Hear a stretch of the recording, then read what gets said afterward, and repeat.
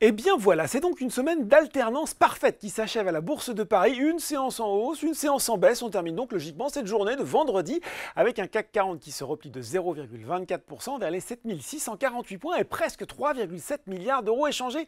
De beaux volumes en ce moment. Sur 5 séances, l'indice aura gagné 0,7%. Aux États-Unis, évolution contrastée à 17h45 entre un Dow Jones qui cède 0,26%, mais un Nasdaq qui gagne 0,9% et surtout un S&P 500 qui évolue désormais au-dessus des 5000 points. Rien que ça. Du côté des valeurs en hausse à Paris, c'est Ubisoft qui gagne la partie sur le SBF 120.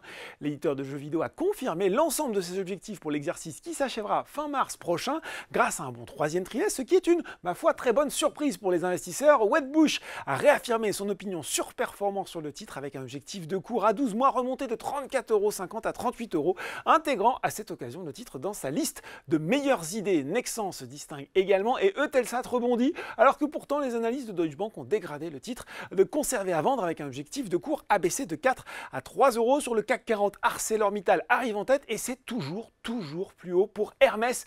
Même à plus de 2000 €, l'action continue à grimper. Le groupe d'Hyperlux qui a publié notamment un chiffre d'affaires de 3,36 milliards d'euros au quatrième trimestre en hausse de 17,5% à taux de change constant, supérieur aux attentes. Et ce n'est sans doute pas fini puisqu'il a annoncé qu'il prévoyait d'augmenter ses prix au niveau mondial de 8 à 9% cette année. Hermès qui versera par ailleurs une prime de 4000 € à chacun de ses 22 000 employés dans le monde. Du côté des valeurs en baisse, c'est un gros trou d'air pour XFAB, moins 13%, le spécialiste des semi-conducteurs qui a pourtant publié de très bons chiffres avec notamment un bénéfice par action plus que triplé en 2023, mais les perspectives 2024 ont beaucoup déçu. Le chiffre d'affaires anticipé est de l'ordre de 900 à 970 millions de dollars avec une marge d'EBITDA entre 25 et 29%, soit un EBITDA à 252 millions au milieu de fourchette. Dans le même temps, le consensus tablait sur 1 milliard de dollars de vente et 294 millions d'EBITDA. Et puis c'est assez inhabituel, mais c'est L'Oréal qui était à la peine également aujourd'hui. Au quatrième trimestre, le leader des cosmétiques a pourtant publié des ventes de 10,6 milliards d'euros en progression de 6,9%,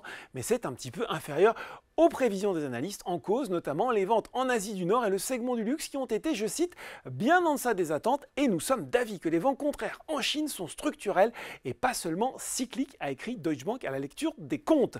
Atos reste sous pression, tout comme Evans. Sur le CAC 40, les bancaires, elles, continuent à souffrir. BNP Paribas a été dégradé par UBS de achat à neutre avec un objectif de cours abaissé de 69,20 € à 57,70 €. Voilà, c'est tout pour ce soir. En attendant, n'oubliez pas tout le reste de l'actu éco et finance est sur Boursorama. Un très bon week-end.